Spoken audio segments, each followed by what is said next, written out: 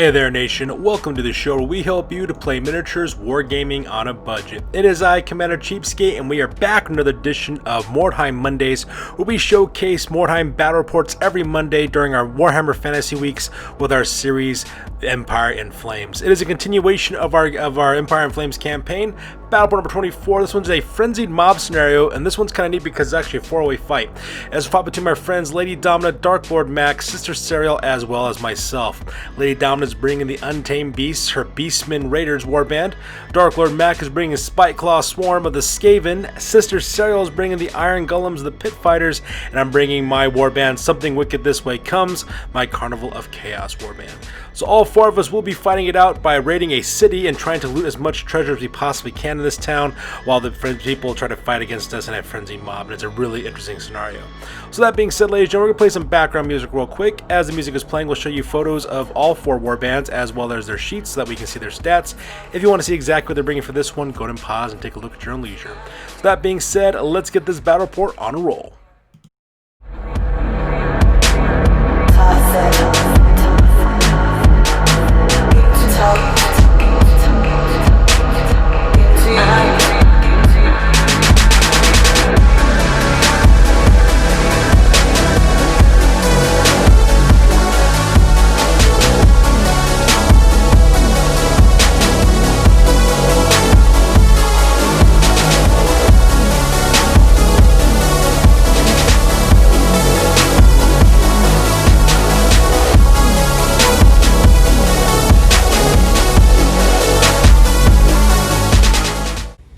Ladies and gentlemen, boys and girls, dying times here.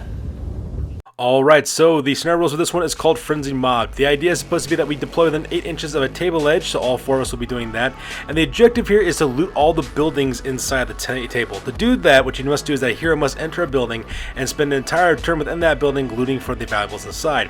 Once completed, the heroes loot one piece of treasure, which of course they can sell kind of like weird stone shards and make gold pieces out of it. However, each building has D3+2 frenzied villagers ready to defend their homes, and they automatically pass any leadership test they need to take, and of course they also charge the closest attacker to those buildings. So because there's a lot of different people that we have on here. In fact, during this scenario, you will see that we decided to use ghouls and zombies as the Frenzied Mob. Now, they're not going to be used as ghouls and zombies per se. They're just proxying it for the people that we have here as civilians.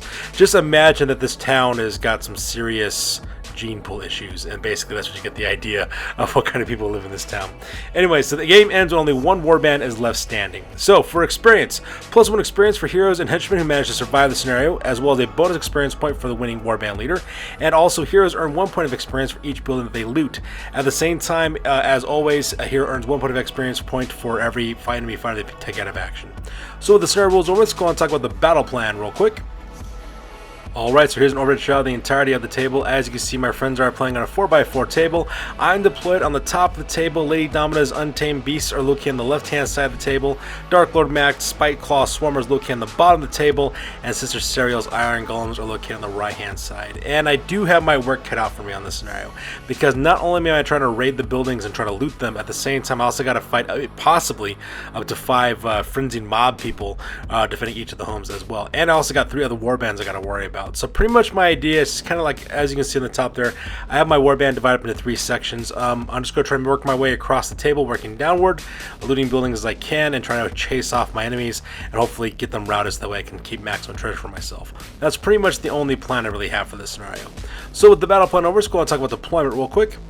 Alright, so first of all, talking about Spiteclaw Swarm in the bottom left-hand corner. As you can see, we got 3 fighters. In the top left, that is the Cat Killer. Oh, sorry, not the Cat Killer. That's Squeak the Festering. Squeak the Festering is a black Skaven. He's got whipping blades, as well as sling, as well as light armor. Right next to him in the center, that is Scritch Spiteclaw. He's an Assassin Adept. He's armed with a halberd. He's got throwing stars as well. He's got light armor. He's got the Leader skill, as well as Perfect Killer skill. And right next to him on the right-hand side, that character is called Squee the Lurker. He is a Knight Runner who's armed with a flail, sling, as well as a shield. And that makes up the bottom left-hand deployment for Dark Lord Mac. And in the center of his deployment zone as well, he's got the rest of his warband. Up in the front, those guys are called the Rats on the Walls. It is a henchman group of 3 verminkin, Gnar, Tunneler, and Skitterer. All those guys are armed with spears, slings, as well as shields. And located up in the front there is a giant rat from the swarm, because the Chilling the Horn Rat spell that Crick the Almost Trusted has. Now in the back left there, that is the Cat Killer. He's a black Skaven. He's got fighting claws, a sling, as well as light armor. In the middle there, that's Crick the Almost Trusted, who's an Eshin sorcerer. He's got a halberd, sling, as well as a wizard skill. He's also got the spell Children of the Horn Rat, which means that once per battle, he can summon up to D3 rats. In this case, only rolled a 1 on that one. And then right next on the right hand side, that is Snarl the Rabbit, another Night Runner's armed with flail. He's also got a sling. He's also packing a shield. And that makes up Dark Lord Max deployment for this scenario. Meanwhile, on the left-hand side of the table, this is Lady Domina's Untamed Beast. It is her Beastmen Raiders warband, and she pretty much kept all of her fighters together for the most part. So starting on the top left, we have Ugla the Maw. He's a Centaur. He's armed with a halberd. He's got a shield. He's also got the Drunken as well as Forest Strider special rule, as well as got Stomp as well. Right behind him, carrying that huge sword, that is Gundan Bloodeye. I'm sorry, no Gundan Bloodeye. I'm sorry, that's Sean Headclaimer. There we go. He is a Bestigor. He's armed with a great weapon. He's got a shield as well as a Shaggy High ability, which means he can fight with one hand with his great weapon. And behind him is Thedra Skullscryer. She's a shaman. She's packing a halberd as well as got the Lure of Chaos spell as well. Now up in the front we got K-Raz as well as Shanked. Those are 2 Ungors armed with paired axes. They also got short bow shields as well as a low special rule. Next to them, of course, is another one of their fighters. That guy's name is Cleft Skull. He's a Gore who's armed with halberd as well as a shield. Now down below, of course, we got another guy right there. We have the leader of this warband. That warband leader's name is Viral Hearteater. He's a chieftain. He's armed with a battle axe, shield, as well as a leader special skill. Up in front of him is Cleft Jaw, who is a Gore armed with halberd and shield. And on bottom there with that huge axe, that is Grandan Bloodeye, who is a Bestigor armed with a great weapon as well as a shield. And that makes up Lady Domina's deployment for this one. Alright, so my deployment for the Something Wicked This Way comes my Carnival of Chaos warband. In the top left-hand corner, I have Thrax the Reeking. He's one of my carnies. He's one of my brethren. He's armed with a sword as well as a crossbow. Right behind him is Evilith Blight, who's one of my brutes. He's armed with great weapon, light armor, as well as a strongman skill. And right next to him is Golgok the Butcher. He's another one of my tainted ones. He's got a halberd as well as a crossbow. And he's also got the Bloated Foulness mutation, which gives him +1 toughness as well as +1 wound, but he's also -1 to his movement. In the center is another 5-man posse. In the back there on the left, that's Papa Malinge. He is my Carnival Master. He's armed with a bracelet pistol. He's also wearing heavy armor. He's got the leader skill as well as a wizard skill. He's got warrior wizard skill, so that way he can wear armor and still cast spell. He's also got demonic vigor, which gives a +1 to the demonic slaves for the demons. Up in the front left, that is Festering Jawbreaker. He is a plague bearer. He's got Cloud of Flies, a Stream of Corruption, demonic, immune to poison, fear, demonic aura, as well as demonic instability rules. And right next to him are 2 of my Nurglings from the clowns. We have Uwe and Bull. They got Cloud of Flies, Swarm, demonic, immune to poison, immune to psychology, demonic aura, as well as demonic instability special rules. And the back there on the right, that is Sepsimus the Plague Sworn. He's another one of my tainted ones. He's armed with a halberd crossbow. He's also got the Bloated Foulness ability, which gives him +1 to his wounds and +1 toughness. And he's got the sprint ability, so that way he gets 3 times his movement value for charges as well as for running. And finally, in the back right-hand corner, I got another 3-man group. On the right-hand side, that is Morbid Blight. He's one of my brutes. He's got a great weapon, light armor, as well as a strongman ability. And next to him are Urg the Pestilent, as well as Shilla the Riven. They're both members of the Carnies, which are my brethren group. They're armed with swords as well as crossbows. And that pretty much makes my deployment for this one. And finally, on the right-hand side, we have the deployment for the Iron Golems. Starting on the top and working our way down, we have Drej Borsha. He is an Ogre Pit Fighter. He's got paired hammers. He's got the Pit Fighter skill. He's got the large fear as well as slow-witted skills as well. Right next to him is Banner the Eld, who is a Troll Slayer. He's armed with paired dwarf axes. He's also got the Pit Fighter, Hard to Kill, Hard Head, Hate Orcs and Goblins, and Death Wish skills. Next on the bottom there, that is a leader, that is Sever Grill. He's a Pit King. He's armed with a great weapon. He's got the leader as well as a Pit Fighter skill. And right next to him is Garn Drammer, which is a Pit Fighter veteran. He's got a great weapon as well as a Pit Fighter skill as well. Up in the front, we have Kalada as well as Drina Maktal, which are 2 pursuers. They're armed with swords as well as javelins. And then finally, we got 3 last members. We have Duran Ilvek and Varsk Ilvek. They're both Pit Fighter initiates, both armed with maces, shields, as well as a Pit Fighter skill. And right behind them is Vas Hadun. She's a Pit Fighter veteran. She's got a flail, sorry, not a flail. She has a mace, a war chain, as well as a Pit Fighter skill. And that pretty much makes a deployment for the Iron Golems. So the deployment over with, we go directly to the top of turn number 1, and all 4 of us roll off our initiative to see which of us will be going first. Alright, so starting out turn number 1, the Skaven managed to get the initiative on this one, so they'll be going first. As you can see in this photo, pretty much Dark Lord Mac decides to charge in his 3 characters in the bottom left-hand corner into the building next to them, because there are 3 ghouls protecting it, well, 3 Frenzied Mobsters being proxied by ghouls, just because they're supposed to be all degenerating and stuff like that. So because of that, the Skaven basically charging forward. We have Squeak the Festering goes to the left, we have Scritch Spyclaw taking one up in the front, as well as Squeak the Lurker as well, so those guys will be engaged in close combat. Meanwhile, on the right-hand side of the battle, as you can see here, Snarl the Rabbit goes inside the building and actually spends a turn looting. That's what the little hit die right there represents. It represents the fact that he's going up there. At the same time, the rest of the gang, the Gnawers, the Tunneler, as well as the Skitter from the Rats in the Wall, as well as the Swarm from the Giant Rat, as well as the Cat Killer, they all go into close combat with the mob hanging outside the building, while Kirk, the almost stressed, just kind of hangs back because he doesn't want to get involved because he is a wizard. So with the movement phase over, we skip the shooting phase because everyone's engaged in close combat, and plus Crick failed his spell, and that takes us directly to the combat phase. And as you see in the bottom left-hand corner, Scritch Spyclaw, as well as Squeak the Festering, as well as Squeak the Lurker, that had no problem whatsoever taking out those mobsters, killed them all, put them all directly out of action, earning experience points for themselves. As you can see in this top right-hand corner here, the Rats in the Walls, which are the Verminkin henchman group, they managed to take down 2 more mobsters, and same thing with the Cat Killer, also exactly the same thing as well, leaving only 1 mobster left alive. So from there we go directly to the top of turn number 1 for the Iron Golems, so the Pit Fighters get to go next. As you can see in this photo, for the most part they just kind of move forward. The brothers Ilvek, Varska, and Dran, as well as Vasadun, they charge forward, engaging the 3 mobsters who are on the right hand side of the aqueducts. At the same time, the rest of the Warband moves up with as quickly as they can, running up as quickly as they can directly to the aqueducts, that way they can start searching for it as well. And because everyone pretty much ran for the most part, nobody gets to shoot. So with that being done, we go directly to the combat phase. And the combat phase, as you can see, the brothers Vek as Ilvek, as well as Vasadun, had no problem putting the hurting on those 3 guys. Managed to put all 3 of those guys out of action, which is absolutely fantastic. So with that being said, we go directly to the bottom of their turn. And we jump across the table to the Untamed beasts of the Beastmen Raiders. So as you can see, this photo, Lady Donna sends her heroes.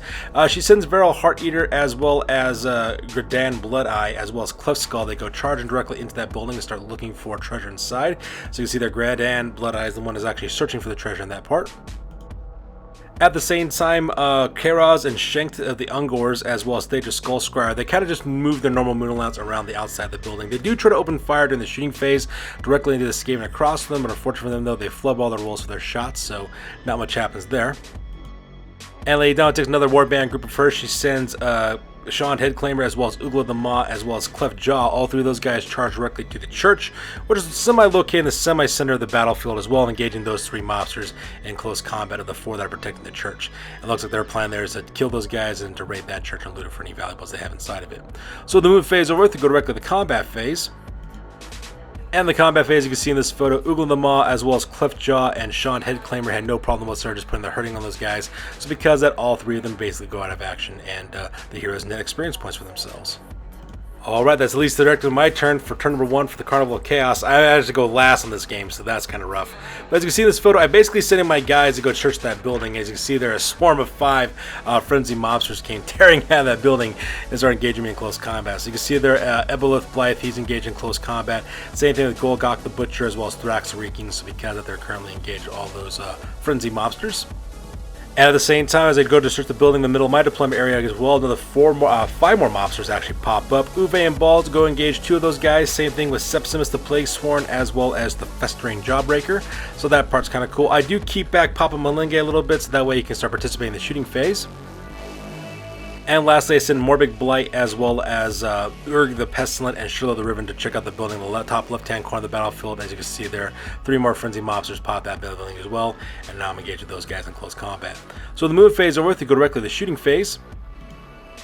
So during the shooting phase, I decided to cast Demonic Vigor, and what that does, it targets all Plague Bearers and Nurglings within 8 inches of the Carnival Master, and increases their Demonic Aura save from +5 up to giving them a 4 to ward save, and this lasts to the beginning of the next turn. So these guys are engaged in close combat, and I figured I'd give them all the buffs they can get. So during the combat phase, you can see in this photo, Ebolith Blight, as well as Golgok the Butcher and Thrax Reeking make short work of 2 of these guys. So there's only 3 of these Frenzied Mobsters left. However, in the middle of the table, though, disaster strikes. Oh, poor Bull. He's one of my clown nurglings. That guy gets put out of action, and to make matters worse, he gets destroyed when I roll for to see what happens to him. He rolls a 1. He fails leadership test, and because of that, he goes into the vapor, into the ether, then he automatically gets killed. And as you can see there, my other nurgling, Uwe, he's now surrounded by 2 more of those guys as well. And I also dropped the ball with Sepsimus, the Plague Sworn, as well as Festering Jawbreaker. They just dropped the ball for the most part for most of their attacks, so that part was super tragic. And over here in the top left-hand corner of the battlefield, I had pretty much mixed results. Morbig the Blight managed to take out one of the Frenzied Mobsters, which was kind of great. However, Urg the Pestilent, though, he kind of dropped the ball, but Shurlo the Riven, though, he also drops the ball too because he only gets a stun result.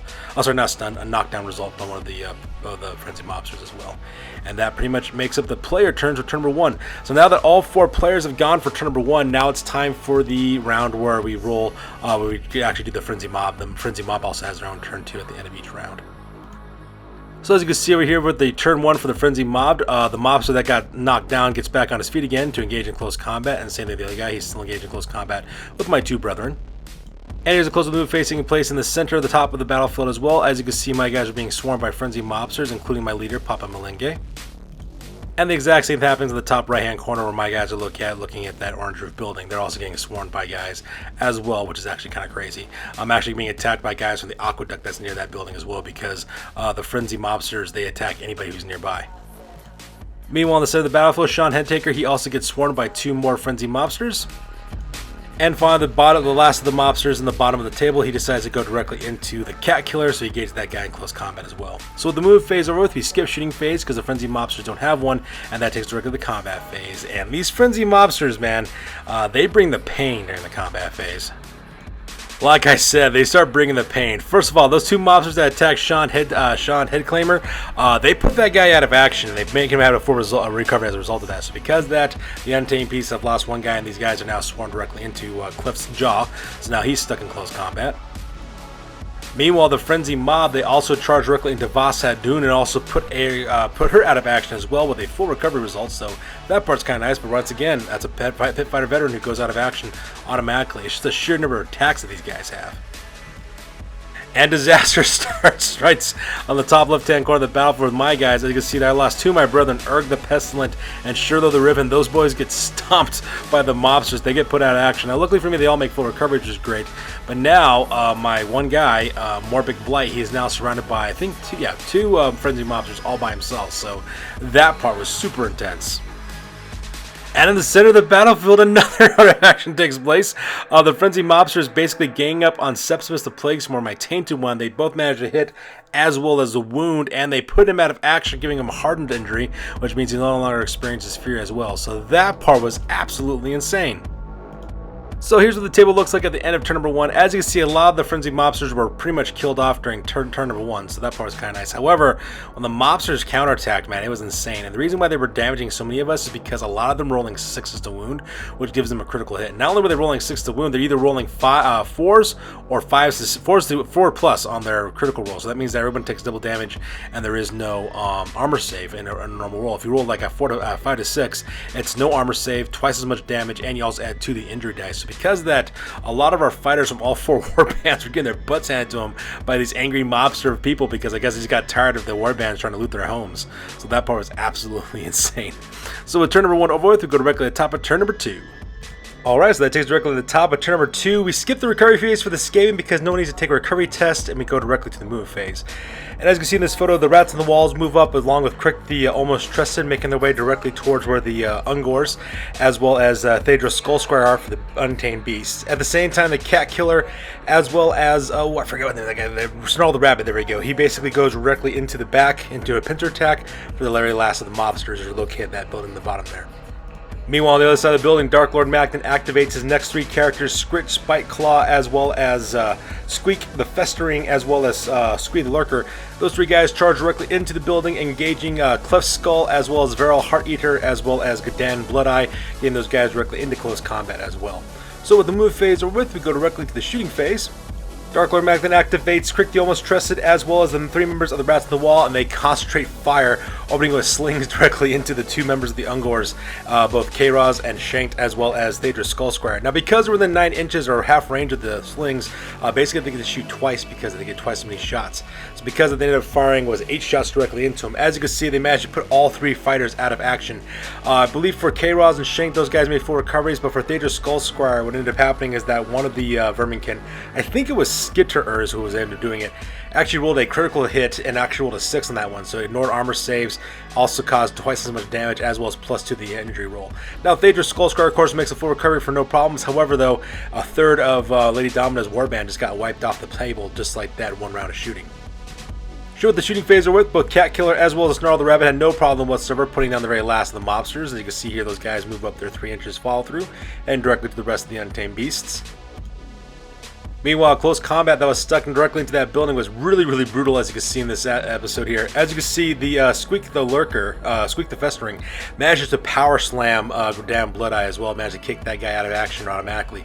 Not only that, but when Lady Domina rolled for injury for Gridam Bloodeye, he actually rolled up a capture result, so because of that, Lady Domina loses her fighter, who was captured by the members of Spikeclaw Swarm. Also during the close combat phase, however, Lady Domina's leader, Varel Hearteater, though, he'd put a curb stomp directly on a stretched Spikeclaw, landing a critical hit on him and actually putting a full recovery on him even though he went out of action.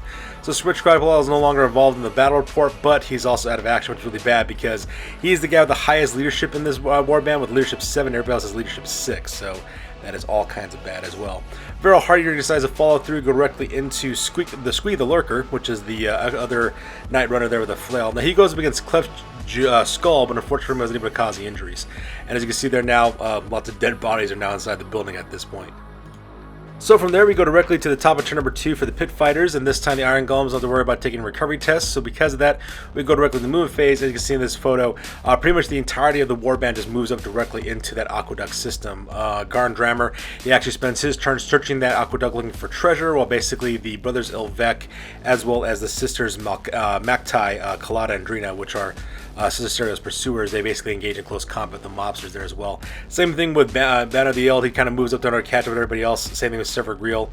And then lastly, of course, we have Dredge Borsha, the dreaded Dredge Borsha. He's moving up forward as well to engage in close combat. And so it's everybody's engaged in close combat. We skip the shooting phase, go directly to the combat phase. And as you can see in the photo, the Iron Golems had no problem just finishing off the last of the Mobsters who are outside of that aqueduct system. So from there we go directly to the top of turn number 2 for the Beastmen Raiders of the Untamed Beasts, and during the recovery phase my friend Lady Domina had to take a route test to see if her Warband stayed because over a third of them just got killed in the earlier parts of this turn. Unfortunately for her though, she failed her leadership test, so just like that with a little exclamation point icon, the Untamed Beasts have routed, so they basically just kind of slip back into the woods of the Empire and just disappear from the battlefield because they don't want to die. So from there we go directly to the bottom of turn number 2 for the Carnival of Chaos, which is my warband, and unfortunately for me, because I've taken 25% losses, I do have to take a route test, and as you can see in this photo, I failed my route test with Papa Malenge. I needed to roll under an 8 and I rolled a 10, so just like that, my warband is also routed as well. So just like that, 2 of the warbands of the 4 that are fighting are off the table now, and that pretty much ends up turn number 2 on this battle report. So that takes us directly to the end of turn number 2, and this is an overhead shot of the entirety of the battlefield. As you can see, both warbands of the Untamed Beasts as well as the Carnival of Chaos have fled the table because you failed a route test, leaving only Spikeclaw Swarm of the Skaven, which is located in the bottom left-hand corner, and same thing with Sister Serial and the Iron Golems of the Pit Fighters, which are located next to that aqueduct system in the center right of the table. Now, pretty much, I believe all the buildings have pretty much been in search of treasure for the bottom left-hand corner as well as the upper right hand corner, I think. No, I'm sorry, that's not correct. The buildings that have not been searched are the aqueduct on the top left hand corner, and the 3 buildings on the top half of the board have not been searched for treasure yet. So now it's a race against time as both the Iron Golems as well as Spikeclaw Swarm try to go through the buildings as quickly as possible and salvage as much treasure as possible. So with turn number 2 over with, we go directly to the top of turn number 3. And once again, Dark Lord Matt gets to go next. We skip the recovery phase because his team doesn't really need to take one. We go directly into the move phase. And as you can see in this photo, Snarl the Rabbit, he runs directly into the church in order to search that building. That's why he's got the little hit icon next to him to represent the fact that he is busy locating treasure inside that church. At the same time, the rest of the Warband kind of moves up pretty swiftly. We have Squeak the Festering, as well as Squee the Lurker, as well as the Swarm, the giant rat from that. They run from the building in the bottom left-hand corner directly to the forest above them. At the same time, the rats in the walls, which are Gnar, Tunneler, Skitterer, as well as Crick the Almost Trust, and the Cat Killer, those 5 guys move up their normal moon allowance. That way they're within half range to open fire their slings directly into those 2 mobsters outside the church. And as you can imagine, during the shooting phase, the match put those 2 guys out of action, just hitting with a hailfire of warpstone as those guys just get, beaten to death by slingshots, because 10 different shots went directly into those guys, so it's pretty deadly on that one. And that pretty much ends up turn number 3 for Dark Lord Mac and the Skaven. Alright, so from there we go directly to the top of turn number 3 for the Pit Fighters, and this photo is taken out of the move phase because once again they don't need to take recovery tests. The first thing that ends up happening is that Cicero activates Dredge Borsha, who charges directly into the middle of the mobsters right outside the building, because Dredge Borsha is a ogre pit fighter. He's also like a human wrecking ball, so that guy goes directly into them as well. At the same time, Severgrill, the leader of the Pit King of the leader, who's the leader of the Iron Golems, he runs into the building as well and actually spends his turn searching as well. That's why he's got the little hit die next to him, while the rest of the Warband just runs up as always as Quill. We got the Varsk Ilvek, followed by Dranavilk, Banner the Eld, as well as the Maktai sisters, as well as Gar and Dranir just moving up the rear there, just kind of moving as quick as they can up to the top of the table to start engaging those mobsters and to start looting those buildings. So the move phase over with, you skip the move phase and go directly to the combat phase. You can see in this photo, Dredge Borsha just goes through one of the ghouls, no problem, manages to kill that guy and follows through, engages the second one. And with that combat over with, we go directly to the bottom of turn number 3 for the Frenzied Mob. So what ends up happening this time is that the mobs from the building start charging directly into the survivors of the Iron Golems. As you can see in this photo, Kalada, Maktai, she basically is, Kalada, there we go, Maktai, she gets attacked by 2 members from the building in the upper right hand corner. The 2 Frenzied Mobsters go directly into her. At the same time, the 3 other mobsters who are outside the building decide to swarm around Dredge Borsha and also engage him in close combat as well. So the move phase over with, you go directly to the combat phase. And during the combat phase, Kalada Maktai has no problem whatsoever putting the hurting on one of the mobsters and makes that guy drop dead. At the same time, she's still engaged in close combat with the second one. However, for Dredge Borsha, though, things did not work out well for that ogre pit fighter. What ended up happening is that when the mobsters frenzied him, 2 of them scored critical hits. I think all 3 hit. I think 1 fell the wound, but the other 2 rolled 6s. And I believe one guy rolled a 6, which means he caused double damage, as well as no armor saves and +2 on the injury die. And I think the other guy rolled a 4, which is +2 wounds and no armor save. I believe that is what that ended up being. Anyways, they managed to put 8 wounds in total. Sorry, 8 wounds. 4 wounds in total directly under Dredge Borsha. And unfortunately, because the injury roll, when they rolled the d6, rolled a 5, it was +2 in the injury roll dice because of critical hit, and just like that, Dredge Borsha collapses to the ground, basically being skewered alive by some ravenous, rabid mobsters. He does make a full recovery, so there's no harm, no foul there, but at the same time, though, my friend Cicero has to start taking recovery tests and route tests for Warband now because she's losing fighters now. And with that takes us directly to the end of turn number 3. So here's the overhead shot of the entirety of the battlefield. Pretty much for the most part, most of the Frenzied mobsters have been eliminated for the most part. We have 3 more mobsters who are right next to that aqueduct ruin that's in the top left-hand corner. I think we have 5 more left in the orange roof building in the upper left-hand corner, as well as the 3 who just got done killing Dredge Borsha in the black roof building on the top half of the battlefield as well. As you can see, the warbands are slowly making their way, and unfortunately for the Iron Golems, they're starting to take casualties now, so they have to start taking a route test during their turn as well. While the Skaven, I believe they have 2 more fighters left before they have to start taking route tests as well. So with turn number 3 over with, we go directly to the top of turn number 4 for the Skaven. So with that, we go directly to the top of turn number 4 for the Skaven, and for the very first activation, as you can see there, Snarl the Rabbit, he does manage to find a second piece of treasure located inside the church. So now that I think that gives him 3 pieces of treasure in total so far. And once again, during the move phase, the Skaven just keep on working like they usually do. Squeak the Festering as well as Squee the Lurker, they just move up their normal moon allowance into the middle of the forests, so that way they get within range to open up fire a shot twice with their slings. At the same time, the rats on the wall, as well as Crick the Almost Trusted, as well as the Cat Killer, they follow up as well. I believe they're in maximum range of their slings. I think they're like 10 or 11 inches away, so because of that, they'll get single shots. But even with that being said, though, we're talking about 9 different shots going directly into those 3 guys, so it's pretty dangerous for the Frenzied Mobsters. At the same time, Snarl the Rabbit, he runs directly into the aqueduct system and also spends another turn looking for some more treasure. And during the shooting phase, all the Skaven open fire with their slings, as you can see in this photo. Just from the large amount of shots that are going their way, those guys got killed to the last man as well. And so Dark Lord Rack is now sitting pretty. It looks like those slings are working out really well for him in this campaign. So with that, we go directly to the recovery phase for turn number 4 for the Pit Fighters. Sister Cyril does manage to pass her route test, so because the Pit Fighters are engaged for another turn. At the same time, Silver Grill managed to find another piece of treasure inside the building, so now he's carrying an additional treasure trove on his person. And in the movement phase, Sister Cyril basically decides with the YOLO and starts bum rushing people directly forward. She activates Dran, as well as Varsk Ilvek. Both those guys go directly into those mobsters up ahead. Same thing with Band of the Eld. He also charges one as well, engaging him in close combat. Meanwhile, Drina Maktal, she also charges in to help out her sister Kalata Maktal. So two of those guys are going directly into the one mobster there. At the same time, Sister Cyril then takes Garn Drammer, her veteran pit fighter, and actually ends up sending him directly to the ruined building in the top right hand corner, so that way he can start looking for treasure inside that building as well. And since everybody charged, we skip the shooting phase and go directly to the combat phase. And I can see in this photo, the Iron Golems makes short work of the Frenzied Mobsters, killing them all to the last man as well, and also netting some better experience points from Man of the Eld. And that pretty much ends up the turn for this one. So with that, we go directly to the top of turn number 4, end of turn number 4. As you've already shot the entirety of the battlefield. As you can see, the only mobsters that we have left are the ones that are located in the top left-hand corner in that orange roof building. Pretty much all of them have been killed at this point. So because those guys are so far away, they can't charge anybody, so we skip the Frenzied Mobster phase. And as you can see, once again, now it's a race against the clock. There's a building in the upper hand corner that the Iron Golems can check out for treasure. And at the same time, the only building that's left unoccupied is the one in the top left-hand corner, which is the orange roof one as well. So far, as you can see in this photo, the Skaven have got 3 pieces of treasure, while the Iron Golems have 2 at this point. So now it's a race against the clock because we're more than halfway through this campaign. So from there, we go directly to the top of turn number 5 for the Skaven, and once again, Snarl the Rabbit does manage to secure a 3rd piece of treasure this time, so that part's pretty epic. And once again, during the move phase, since it's working out for Dark Lord Max so well, as you can see in this photo, he just pretty much keeps his entire warband online. They move up their own renewing allowance, so that way they can start taking aim with their slings directly into the mobsters or outside the orange roof building. They're not within range to get double the shots, but it's not such a big deal though, because you can see in this photo they have 8 different shots of slings going directly into those mobsters, and so they just move up their normal allowance so that way they can start shooting in the next turn. So during the shooting phase, Dark Lord Mac takes aims with his slingshot and opens fire with his slingshots directly into those mobsters. And as you see in this photo, they managed to kill 3 of those guys. So 3 of those guys go directly out of action, while the other 2 are perfectly fine. But because the Frenzied Mobsters are immune to psychology rules, they're staying on the ground and they're not doing much of anything else.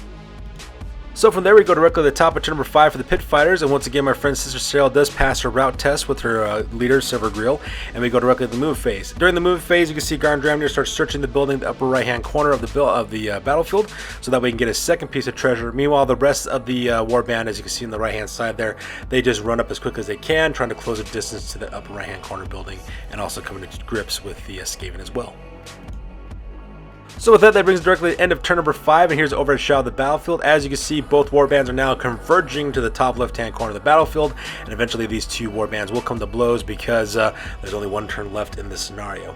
So with that turn over with, we go directly to the top of turn number 6. Alright, so that takes directly to the top of turn number 6 for the Skaven. As you can see in this photo, once again, the Skaven do not charge forward. The only thing they do is they only move up their normal movement allowance, so that way they can start opening fire with their slings once again directly into their opponents, because that tactic has been doing wonders for Dark Lord Mac at this point, so why would he change it up? And as you can see in the shooting phase, those 2 guys get shot to pieces by being hit together with a bunch of shards of warpstone being shot from slingshots, and those guys are now dead at this point. So hooray for some more experience points for my buddy Dark Lord Mac. Oh, and I did forget, they did manage to hit somebody. They managed to hit Varsk Ilvek, so they end up hitting. So because he gets a blow to the head, and he gets knocked down as a result of that, so he goes crashing face down to the dirt, and he is currently bleeding out. So another casualty for the pit slaves. So with that, we go directly to the bottom of turn number 6 for the Pit Slaves, and this photo is taken at the recovery phase. As you can see there, once again, Sister Cyril, she does pass her route test. So just barely, though, she rolled a perfect 8 on that one. 1 more point over, she would have to flee as a result of that.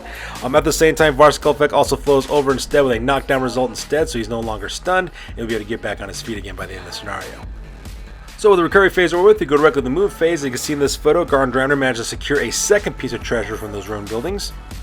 And for the rest of the move phase, you can see here, pretty much the rest of the warband moves up as quick as they can. Garn Dramnir moves as quickly as he can by running to the right-hand side. At the same time as the sisters Maktal, Kalata, as well as Drina, they go over to surround their friend Varsk Ilvek and also go within throwing range to throw their javelins directly into the giant rat there. At the same time, Dran Ilvek, same thing with Silver Grill as well as Man of the Eld, they run as quick as they can to the right-hand side, trying to get to the orange roof building and search that building for treasure as well. And during the shooting phase, we're able to kill off that giant rat at the same time. Claude and Adreno both threw javelins into him. They both managed to hit him and both managed to wound it as well and managed to kill that giant rat. And that pretty much brings us to the end of turn number 6 for this scenario. So here's an overhead shot at the end of the battlefield at the end of turn number 6. As you can see, the Skaven are still occupied within that aqueduct right there in the top left-hand corner. At the same time, the pit fighters, are trying to move as quick as they can to the top right-hand corner of the orange building as well. But unfortunately for them, though, they are out of time.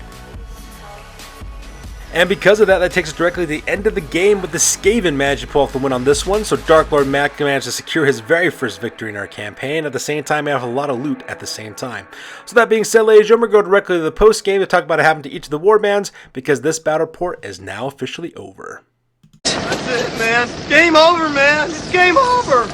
Alright, so now it's time for the post game. The first warband we're going to talk about are the Untamed Beasts of the Beastmen Raiders. For the injuries, 5 members of this team suffered injuries. Phaedra Skullscryer, as well as Sean Headclaimer, Karaz, as well as Shanked. All 4 of those guys make full recovery, so no harm, no foul there. However, Gerdan Bloodeye, though, is captured by Spikeclaw Swarm, and Spikeclaw Swarm decided to hold him for ransom. Further advancements, 5 members of this warband did level up. Viral Hearteater earned the Bellowing Roar special ability for Beastmen Raider warbands, which means he can reroll failed route tests, which is really important for him. At the same time, Gerdan Bloodeye, the guy who's been captured, gets +1 to his attack. Ugla the Maul also loads up, learning the Shaggy Hide rules. That way he can use both his halberd as well as his shield in close combat, because Shaggy Hide allows you to use 2-handed weapons with 1 hand.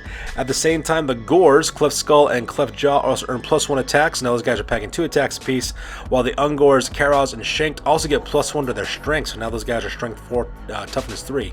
So those guys are pretty deadly in close combat as well.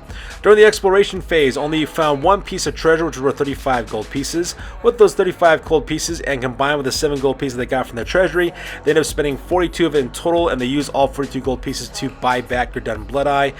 My friend Darklord Mac, as well as Lay Down, decided that 42 gold pieces was fair enough compensation, so they took the gold, and Gerdan Bloodeye has been returned back to the Untamed Beasts. For the record right now, they're currently sitting at 1 win and 1 loss, and the new warband rating now is at 122 points. Alright, from there we got the Carnival of Chaos. Something wicked this way comes, my warband. My warband lost this one as well. So for injuries, I actually had 4 injuries on this one. Septimus, the Plague Sworn, ended up getting a hardened injury, so because he no longer fears anything, because he is stared face in the death in the face, and he's no longer fazed by it. At the same time, Urg the Pestilent, as well as Shirlo the Riven, my 2 members of the Carnies, they both make full recoveries, no problem. However, my little Nurgling of the Clown's Bull, he dies, and so he gets destroyed, which is all kind of sad. For advancements, 5 members of my warband did level up. Ebolith Blight, as well as Golkar the Butcher, my strongman, as well as one of my other tainted ones, they leveled up learning the sprint skill. So now those guys can move triple distance when it comes to their movement characteristic for charging as well as for running. At the same time, Morbid Blight, as well as Septimus the Plague Sworn, my other strongman, as well as my other tainted one, earn +1 attacks. Now those guys are even deadlier in close combat, which is all kinds of awesome. At the same time, my Carnies of the Brethren, they also leveled up as well, earning +1 to their ballistic skill. So now they're ballistic skill 4 for all 3 of those guys, which is awesome because they're also packing crossbows, which means now that my warband has a really good chance of shooting at things, which is all kinds of awesome. During the exploration phase, I managed to find 4 pieces of treasure worth 65 gold pieces, and during my exploration I also found a Raven Lunatic, and because I'm a Carnival of Chaos, we decided to sacrifice him to the loving arms of Papa Nurgle, and Papa Malinge, my leader of my warband, earned +1 experience point from it. Now from the trading post, I got 65 gold pieces from exploration, so with those 65 gold pieces, I recruited a new Plague Bearer named Boiling Ruin, so now I have 2 Plague Bearers in my warband, and I also purchased shields for the Carnies as well. My new record now is at 1 win as well as 1 loss, and my new rating now is at 110 points. So from there we go to second place with the Iron Golems of the Pit Fighters. For injuries, 4 members of the warband were injured. That was Fas Hadun, Drej Borsha, Kalada Maktal, as well as Dream Maktal. All 4 of those guys made full recovery, so no problems there. At the same time, for advancements, a lot of members of this warband actually leveled up. Severed Drugriel leveled up, getting +1 to his attack.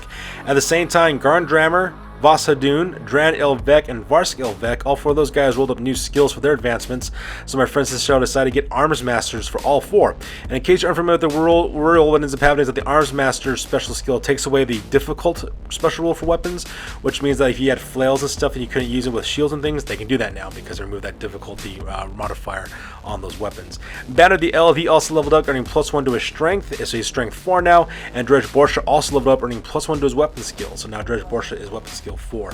During the exploration phase, they managed to find 3 pieces of treasure, and when combined with the 3 pieces of treasure they captured in the scenario, ended up getting 6 in total, worth 100 gold pieces. At the same time, they also discovered a small farm, which means that the next time they do exploration, their warband size is reduced by 1, so that way they can make more money off their exploration. During the trading post, they purchased a flail and buckler for Garan Dramnir, and they gave Garan Dramnir's great weapon to Drej Borsha, the Ogre Pit Fighter, so he has that. Drej Borsha sold his hammers, and with the money from that, they also purchased bucklers for Kalada and Drina. At the same time, they also sold Vasadune's, Dran, and Varx's maces into the stored equipment and replaced them with flails, so that way they get +1 to their strength when they're in close combat at the same time.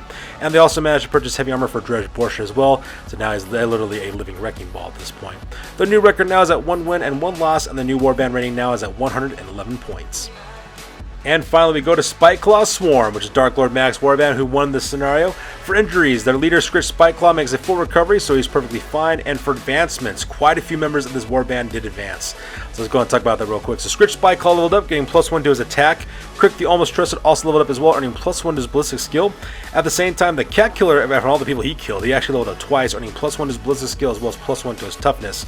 Squeak the Festering also leveled up as well, learning tail fighting, so now he can use his tail to either use an additional weapon or carry a shield. At the same time, Squee the Lurker as well as Snarl the Rabbit, they leveled up quite a bit. Squee the Lurker actually leveled up 3 times. He learned the Pistolier skill, the Weapon Expert skill, and got +1 to his ballistic skill. And Snarl the Rabbit also leveled up, learning the Pistolier skill as well as the Weapon Expert skill as well. And the Rats in the Walls, which is Tunneler, Skittler, and Rar, those guys basically all leveled up as well. Nar, Tunneler, and Skittler, they leveled up as well, earning +1 to their strength, so now they're strength 4 carrying spears, so they're especially deadly in close combat now. During the exploration phase, they found 3 pieces of treasure while exploring, and they also managed to capture 5 pieces of treasure, and when combined together was a grand total of 140 gold pieces. They also discovered lost children during the exploration phase, which they sacrificed for an additional experience point, which is why Scritch Spikeclaw was able to level up during that time period as well. From the trading post, the 42 gold pieces they got from the Untamed Beast from ransoming Grendan Bloodeye, and combined with the 140 gold pieces they got from their treasure, what they decided to do is they replaced Squeeze and Snarl's flails and slings, those 2 Night Runners, they put them directly into the stored equipment, and they purchased twin braces of Warlock pistols for both Squee and Snarl instead. So now those guys are packing dual pistols of Warlock pistols as well. Makes them super deadly. They can shoot every round as well and use them in close combat. At the same time, they also purchased a shield and helmet for Scritch Spikeclaw, so that way it's a little bit harder to kill in close combat. And with the leftover gold piece they left over, they recruited 2 new Vermikin called Gur and Rar. Their little henchman groups called the Crawling Chaos, and they equipped those guys with flails as well as shields from the stored equipment. Their new record right now is at 1 win and 1 loss, and the Spikeclaw Swarm current warband rating is at 134 points. So that's good for this one, you guys. As always, please feel free to like, comment, and or subscribe. Your guys' input is invaluable to us as always. Also check us out on Facebook, Instagram, as well as blogger.com for all the latest greatest hobby news related to our channel. That's good for this one, you guys, for this edition of Empire in Flames. We will catch you guys on the next one. Peace out and stay classy.